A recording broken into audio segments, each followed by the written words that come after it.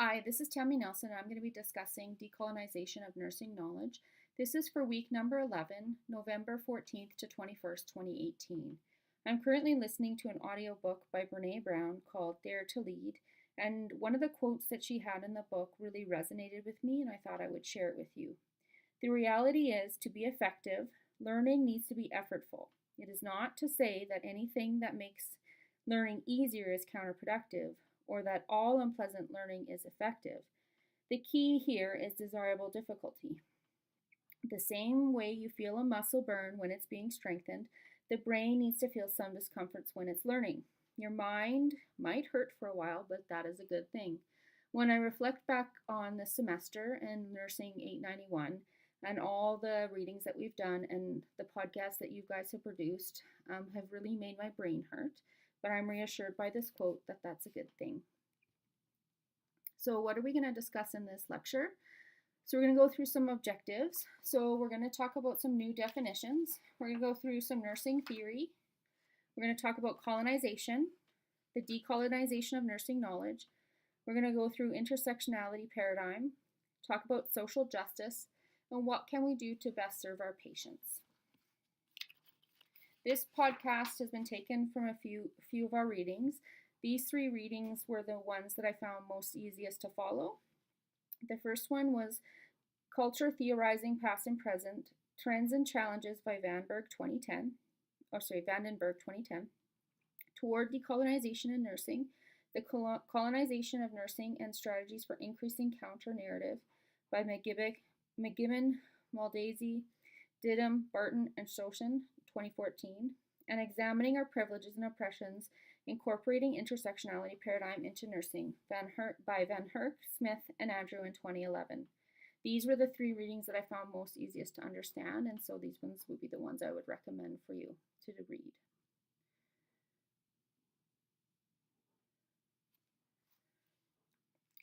So there's going to be a few new definitions that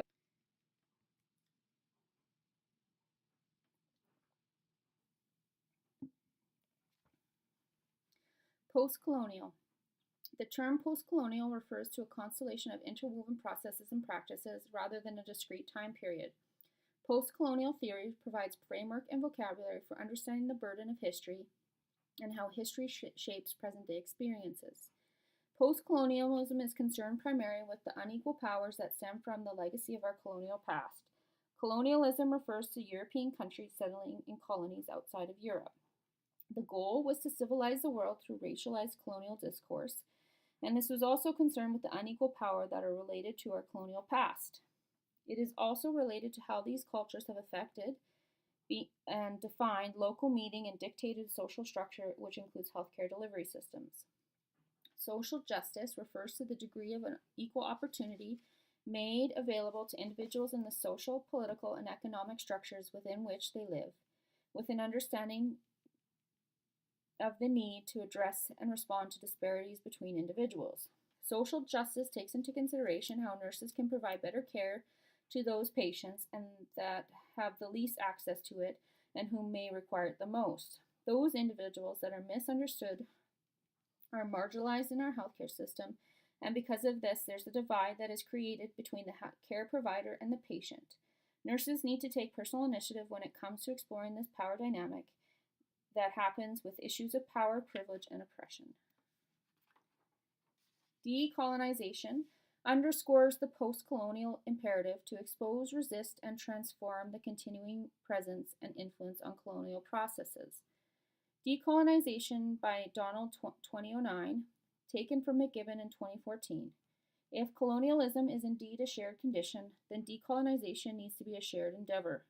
I'm convinced that decolonization in the Canadian context can only occur when Aboriginal peoples and the Canadians can face each other across the historic divide, deconstruct their shared past, and engage critically with the realization that their present and future is tied together.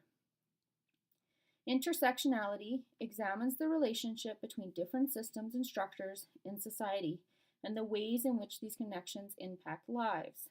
Intersectionality is a paradigm that we're going to be discussing, and it provides nurses with the ability to engage in discussions around privilege and how it affects how we practice. Marginalization is used to describe individuals and groups who, as a result of the organization of societal structures around dominant entities, ideologies, experiences, and associations, are ostracized and excluded. Those individuals that are marginalized within our healthcare system are misunderstood, creating issues between care provider and the patient.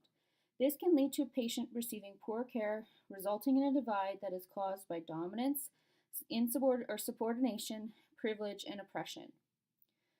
Othering is when you define a social group as the others and discriminate them against them for that. This term is usually given to another culture that is different from the white English-speaking middle class. Vandenberg, 2010, page 242. Some of the articles use the term whiteness to represent white people that have more power. Othering is often linked to health disparities among racial and ethnic minority populations. There are continuing health disparities that separate us from them, us referring to the white, rich Europeans versus them, which may include the Black, Asian, and Indigenous people.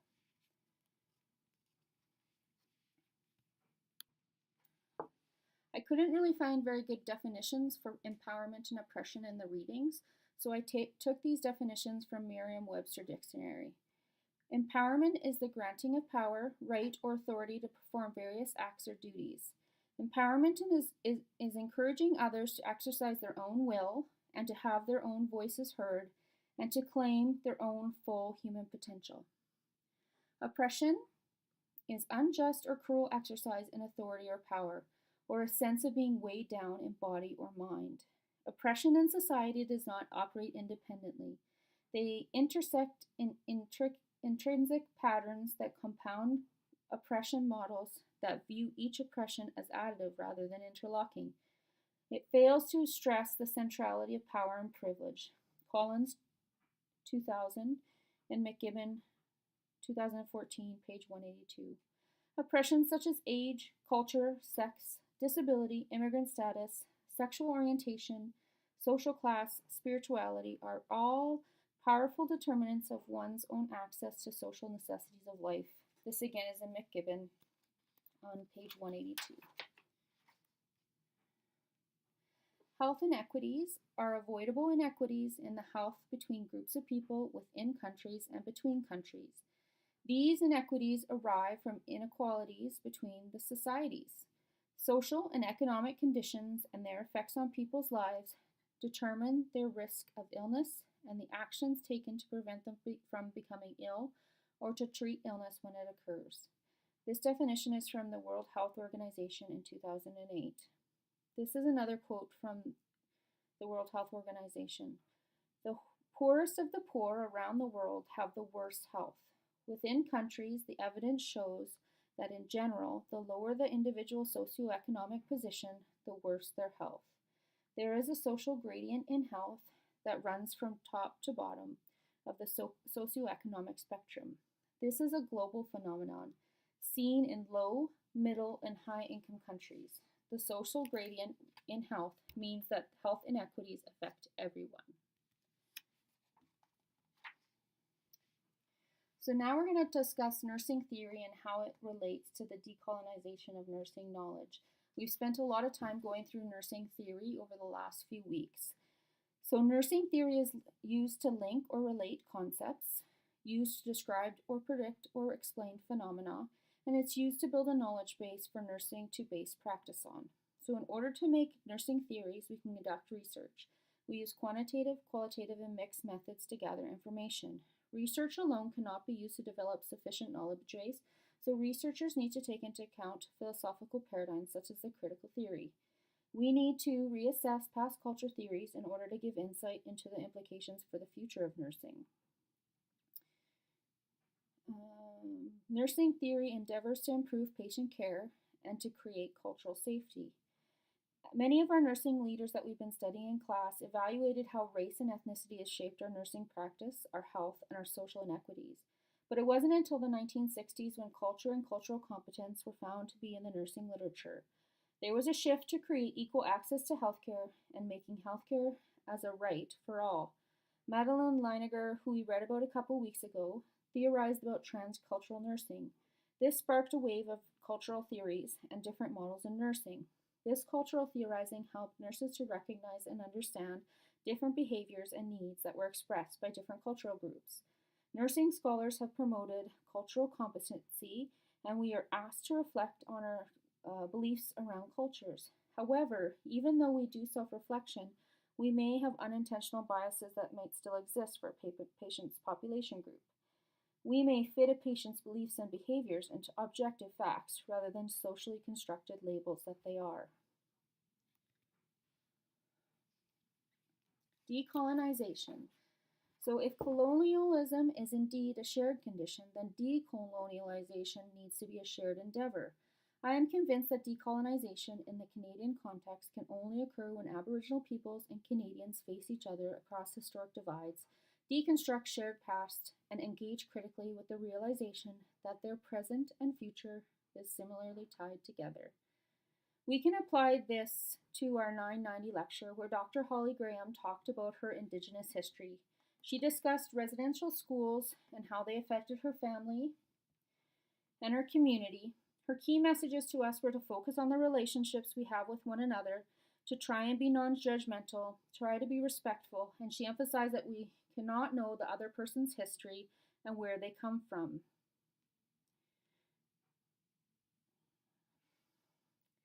Decolonization is intelligent, calculated, and active resistance to the focus of colonialism that perpetuates the subjugation or exploitation of our minds, bodies, and lands, with the ultimate purpose of overturning colonial structures and realizing Indigenous liberation. This was written by Wilson and Yellowbird, 2005, and McGibbon, 2014, page 182. Colonialism has many foundations and beliefs. One of the main beliefs is found in nursing is that colonialism is the past, and because it happened so long ago, it doesn't affect us today. This is a cornerstone of the racist legacy of colonialism. Nursing grand theories demonstrate this erasure of colonial history, as if nurses can somehow create theories that are disassociated from the actualities of people's lives. This is from McGibbon, 2014, 182. Instead of evaluating each group of people from different ethnic backgrounds as individuals, as a dominant group, we have defined meetings, social structures, and healthcare. We are made to believe that we are all equal and we're all given equal opportunities, and this will lead us to rights thinking, which is based on the notion that we are a part of society, that we all have maximal personal freedom. But we live in a culture where we feel that there are no marginalized communities and that we know what is best for all. This is from McGibbon on page 183. So these bubbles represents our beliefs and assumptions. We have rights thinking, we need to get over it, or they need to get over it, sorry. So this is in relation to the Indigenous peoples, because what we did to them was so long ago that they just need to get over it. We believe that we are all created equal, and we believe that everybody has equal access to educational, legal, government, and health care.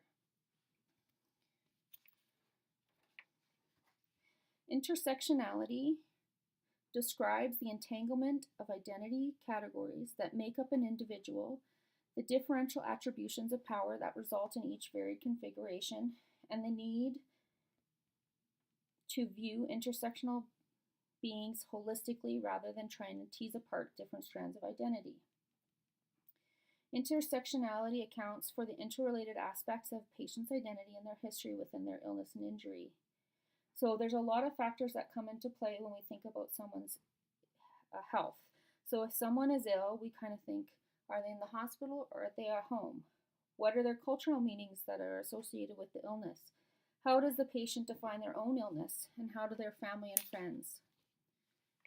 So the intersectionality paradigm in Van Herk 2011 says that an intersectionality paradigm posits that people experiences are simultaneously the product of how they identify themselves, how they are seen, and how they interact with others. It arises from post-colonial feminism and other critical theories and attends to and uncovers different voices and social historical locations have often been ignored or oppressed within their healthcare discourse. So in the middle of this slide, We have the patient, so how they identify themselves, how they are seen by others, and how they interact with the others. The bubbles on the outside are the circles. The economic, social, and political and cultural contexts are not connected with the patient in our current system. With the intersectionality paradigm, we bring those circles in to touch the patient, and we take them all into consideration. This framework is more inclusive and helps to give voices to those who have not had a voice, those who have been underrepresented, like the Indigenous people. Why is this important? Over the last decade, nursing researchers and associations have been exploring cultural diversity in our nursing settings. They have often trying to help nurses increase their skills, knowledge, and attitudes around cultural diversity. This can be seen as a politically correct way to deal with race and racialization that occurs in patient care. Gustafson argues that nurses, and particularly white nurses, need to challenge these social discourses and of privilege and oppression. Part of challenging these discourses needs to be personal reflection on how one's own identity contributes to these normative discourses. Those who are recognized as white have more access to power that results in privilege that was not earned. This means because you are white, you do not need to reflect on your own identity. Institutionalized discrimination means that in the nursing profession, there are women of color that have less prestige, less wage, less security, and less professional autonomy. It also pushes us to look at the number of, this is in quotes, white men and women that are in nursing management, academia, research, and other positions of esteem. And this is from Van Herk, 2011. The CNA ethical guidelines emphasize that nurses should treat all patients equally, regardless of gender, race, culture, sexuality. Nursing's current knowledge base is apolitical, marginalizing, and radicalizing discourse.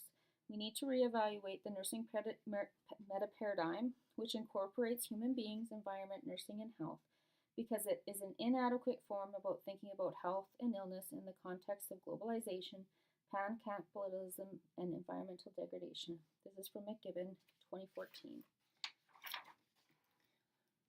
So in this slide, the patient is in the middle, like in the other slide, with health and illness. And now we are taking into consideration the political, the historical, the economical, and social parts of the patient. We need to talk to our patients about racism and sexism. This will provide nurses with a better understanding of the patient's lived experiences.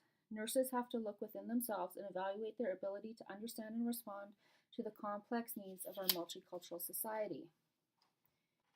Social justice is a foundation that is learning about, engaging in, anti-oppressive practice where institutionalized racism and colonial practices are explicitly linked to societal power and structures and processes. This refers to all fairness in society with its rewards and burdens, and where human rights are not violated or obscured.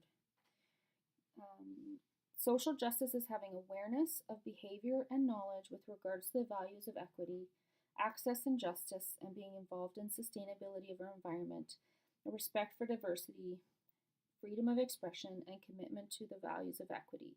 This is from Kelly, 2018, and McGibbon, 2014. So social change can only happen if we call to action. We cannot get rid of oppression and oppressive acts and institutionalized racism without action. By doing this, we would address the inequities that we see. What can we do? Nurses are accountable for their own actions and inactions in safeguarding human rights. While national nurses associations have a responsibility to participate in the development of health and social policy and legislation related to patient rights, nurses individually and collectively through their national nursing associations have a duty to report and speak up when there are violations of human rights. This is from the International Council of Nurses in 2011, found in McGibbon 2014 on page 187. I think that we all should try and be the change we want to see. In conclusion, I've picked a few quotes from some of the readings this week I think that would help us with decolonization of nursing knowledge. We cannot ignore that knowledge we carry as healthcare professionals is a form of power which has enormous implications for the well-being of those being cared for. Nursing educators need to be personally attending to the dynamics of educating students from multiple backgrounds before attempting to educate them about providing care to people from different backgrounds. These are both written by Allen, 2006, and Van Herk, 2011, page 37. The last one is from Van Berg, 2010. Nurses must be aware and understand institutional, historical, political, and economic context and how they relate to the patient and their care, and exclusion from groups. I think we need to be aware how our actions might influence others. I think self-reflection is key, looking at where you come from and where your biases lie. We need to be aware of how outside influences might impact the care of our patients as well as our therapeutic relationship. Thank you for participating in this or watching this podcast this week. I look forward to our discussions on our discussion board, and I will pose a few questions on there. These are my references, and I look forward to chatting with you this week. Take care.